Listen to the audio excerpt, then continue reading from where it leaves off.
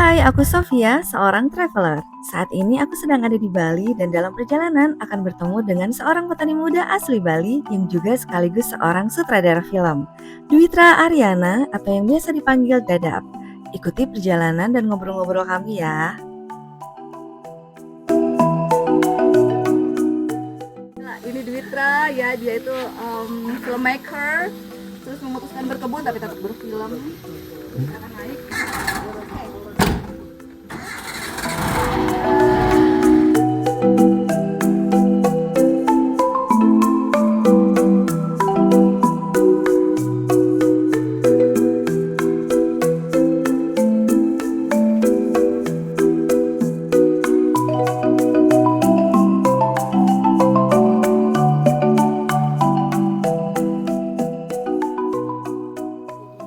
5 tahun. 5 tahun.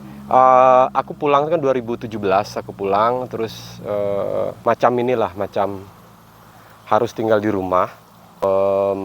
Ada yang ngajak bikin film itu paling setahun 2 kali, jadi banyak waktu luang kan. Galau lah aku ngelihat tanah-tanah di sini tuh tidak produktif. Sebagian besar anak-anak termasuk orang tua gitu, orang tuanya jadi buruh bangunan, kuli pasir gitu.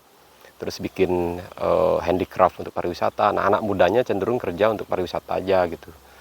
Terus lahan-lahannya itu terbengkalai. Kemudian aku ngajakin beberapa teman untuk invest nyewa lahan, aku yang garap lahannya gitu. Akhirnya sekarang punya 14 kebun sendiri, artinya uh, aku kan memang lahir di desa, walaupun kelas 1 SD itu ke kota, tapi karena punya memori masa kecil yang intens dengan pertanian, perkebunan gitu sama orang tua. Orang tua aku tuh PNS, cuman karena PNS di desa itu kan waktu luangnya di kebun gitu. Nah, aku sering lah sama orang tua. Nah, aku dititipin di rumah paman sampai 23 tahun kali ya di kota.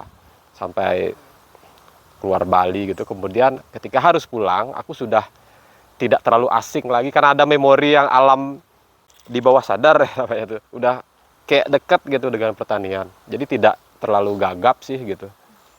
Dan kemudian alasan itu kalau ngerjain film kan paling setahun 2 kali. Banyak waktu luang lah gitu. Bosan-bosan di depan meja editing gitu kan, bosan-bosan megang kamera itu refreshingnya tuh enak banget di kebun. Jadi kalau teman-teman kameramen itu kan harus menjaga kebugaran tubuh ya biar kamera worksnya bagus gitu. Nge-gym gitu kan. Kalau saya nge-gymnya di kebun. Gitu. Serius. Bener. Terakhir tahun lalu itu aku bantu orang Ceko bikin layar lebar sini. Jadi sekarang aku nggak pernah nyutradarain. Kalau nyutradarain kan dokumenter ya. Kalau film layar lebar gitu aku cuma jadi sebenarnya serabutan sih karena semuanya fixer iya gitu. Talent scout apa namanya? Ngurus-ngurusin talent, ngedil semuanya kayak gitu. Sebenarnya itu tempat yang apa ya? Sebenarnya lahan yang basah gitu kan. Tapi biasanya itu produser atau co-produser atau apa namanya lokal partner itu teman. Jadi ya dah bantu-bantu teman. Punya 14 kebun sendiri, artinya aku kelola. Sebelumnya malah lebih banyak karena di tahun 2017 itu ketika aku serius bertani, aku kan bikin PT sama seorang dari Inggris. Setelah jalan 5 tahun lah gitu, 2018 lah itu PT ya. Udah jalan lebih dari 5 tahun, aku ngerasa tidak sejalan gitu, tidak seide gitu. Mereka itu cenderung untuk ngumpulin modal sebanyak-banyak. Ini kan udah tua gitu. Dia bilang kita harus segera nih jadi besar gitu, kumpulin uang dulu. Tapi menurutku bukan uang kok masalahnya gitu.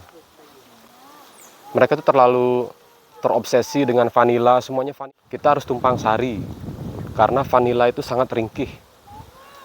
Sekali kena cuaca buruk hancur gitu. Makanya aku setiap kebun aku tumpang sari, aku multi cropping dengan durian, dengan kakao, dengan alpukat. Nah, itulah yang tidak disetujui oleh partnerku. Padahal board director setuju loh gitu. Dan mungkin dia harus mempertanggungjawabkan uang yang sedemikian besar itu dengan jumlah pohon yang banyak. Sebenarnya vanila itu kan merambat.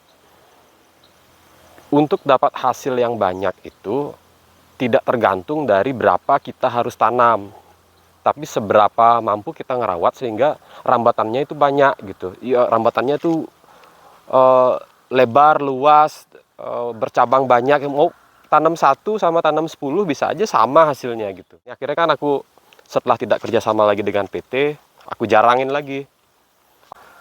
Akhirnya sekarang mereka tumbuh lebih bagus. Sebelumnya kerdil semua nih, gitu. Ini kebun udah aku tanemin hampir 2 tahun ya.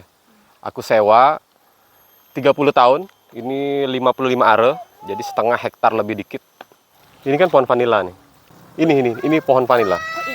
This is the vanilla tree. Vanilla tree is apa namanya? Merambat. Apa sih, vine. Jadi di kebun ini semuanya ada kakao, avocado, dan vanila ya. Mangosteen also. Durian. Durian, wow. Ini belum aku potong, Sob. Ini harus dipotong, dipangkas. Ini kan cuma untuk rambatan vanila aja.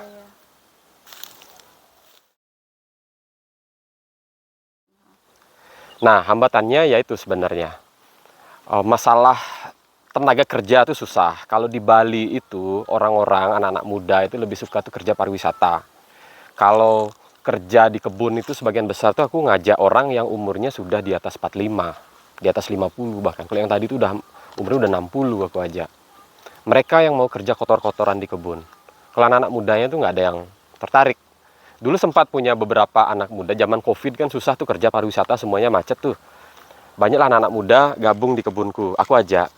Tapi setelah pariwisata membaik, mereka pamit. Sebenarnya mereka ada sekitar 4 orang gitu, buruh itu berangkat kerja ke luar negeri. Aku bahagia, aku ngerasa pilihan hidupku yang seperti ini udah tepat lah gitu.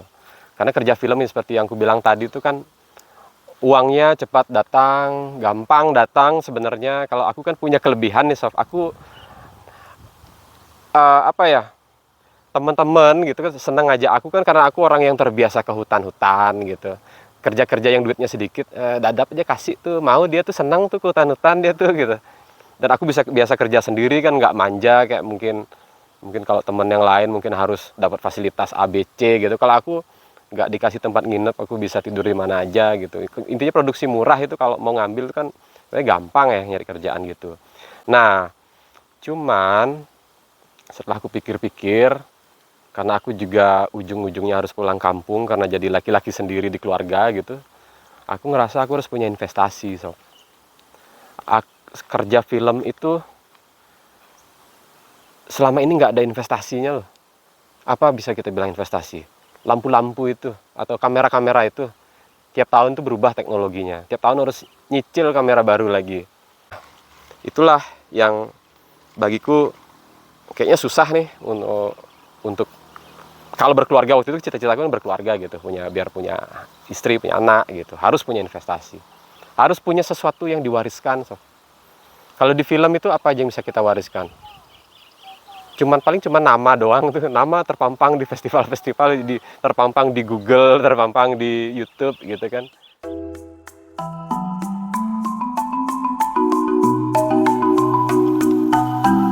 Oh, ini masih kecil-kecil. Mungkin akan di kebun yang tadi itu lebih luas, view-nya bagus, ada gunung Agung gitu. Aku kadang kesini hanya untuk tidur di atas. Semoga masih layak untuk kita duduk-duduk.